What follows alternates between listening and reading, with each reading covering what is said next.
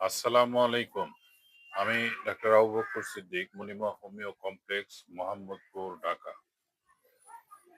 পুরুষের testosterone level কমে গেলে সাধারণত কি লক্ষণ প্রকাশ পায় এবং এই টেস্টোস্টেরন হরমোন লেভেল বাড়ানোর জন্য হোমিওপ্যাথিক কি ঔষধ খাওয়া যেতে পারে সে ব্যাপারে আলোচনা করব। পুরুষদের প্রধান সেক্সুয়াল টেস্টোস্টেরন হরমোন এই হরমোন লেভেল কমে গেলে পুরুষদের শরীরে নানা ধরনের কিছু লক্ষণ প্রকাশ পায়।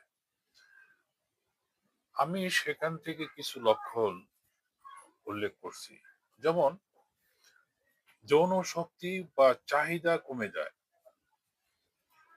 লিঙ্গ শক্ত হয় না বা শক্ত হলেও পরক্ষণেই আবার নিস্তেজ হয়ে যায়, সেক্সের অনুভূতি কমে যায়, অন্ডকোষ জ্বলে যায় এবং কোষগুলো ছোট হয়ে যায়, স্মৃতিশক্তি কমে যায়, আত্মবিশ্বাস কমে যায়, পুরুষদের মধ্যে মেয়েলি ভাব চলে আসে, গোঁফ দাড়ি গজায় না বা গজালেও পাতলা হয়, অনেক সময় গোঁফ দাড়ি ঝরে যেতেও দেখা যায়, বন্ধ্যাত্ব সমস্যা দেখা দেয় বা সন্তান উৎপাদন শক্তি কমে যায়,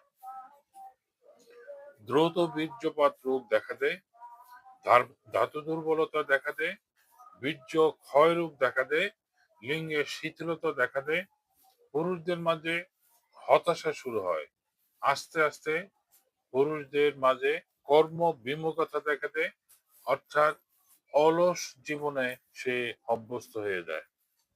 এই লক্ষণগুলি যখন আপনার ভিতরে থাকবে তখন আপনি বুঝে নেবেন যে আপনার টেস্টোস্টেরন লেভেল কমে গেছে। এই রোগটি এই রোগটি আক্রান্ত হলে এই হরমোন বৃদ্ধির জন্য আমাদের হোমিওপ্যাথিতে বেশ কিছু ওষুধ আছে। তার মধ্যে উল্লেখযোগ্য ওষুধগুলি নিয়ে আমি কথা বলছি। এই ওষুধগুলি খাওয়ার পূর্বে আপনি যদি প্রয়োজন মনে করেন টেস্টোস্টেরন লেভেলটা পরীক্ষা করে দেখে নিবেন এবং ৩ মাস ওষুধ খাওয়ার পরে আবার পরীক্ষা করে দেখবেন যে আপনার যে ঘাটতি ছিল সেটা পূরণ হয়ে গেছে।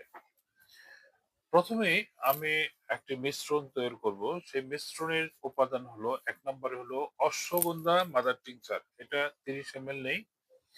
জিংসেন মাদার টিংচার এটাও ৩০ এমএল এবং ক্যালিডিয়াম সেক মাদার টিংচার এটাও ৩০ এমএল। একটা কাঁচের শিশিতে নিয়ে জাকিয়ে মিশ্রণ করে একটি মিশ্রণ তৈরি করি। এর পরবর্তীতে ৩০ ফোঁটা ঔষধ পানিতে মিশিয়ে সকালে এবং দুপুরে এবং রাত্রে ৩ বার সেবন করি। অর্থাৎ প্রতিবারই ৩০ ফোঁটা, সকালে ৩০, দুপুরে ৩০, রাত্রে ৩০। এছাড়া জার্মানি একটি ওষুধ টেস্টিস সাইকেটি 3x, আর বাংলাদেশে আপনার টেস্টিস 3x এরকম বিভিন্ন নামে পাওয়া যায়। টেস্টিস সাইকেটি 3x টা হলো জার্মানি ইনটেক পাওয়া যায়। এটি ৪ টি বড়ি সকালে এবং রাত্রে খেয়ে নেবেন এবং খাওয়ার পরে হালকা গরম পানি খেয়ে নেবেন।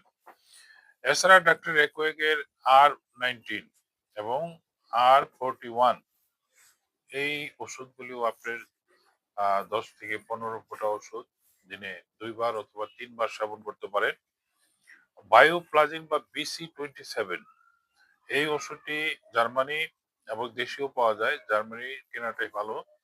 ৪ টি বড়ি দিনে ২ বার সেবন করতে পারেন।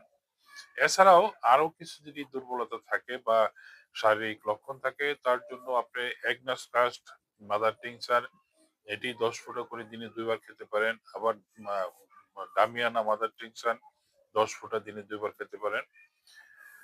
এখানে মোটামুটি আরো অনেক কোম্পানির অনেক ওষুধ আছে। আমি শুধু উল্লেখযোগ্য এবং প্রচলিত যে ওষুধগুলি চলে সেই ব্যাপারেই কথা বললাম।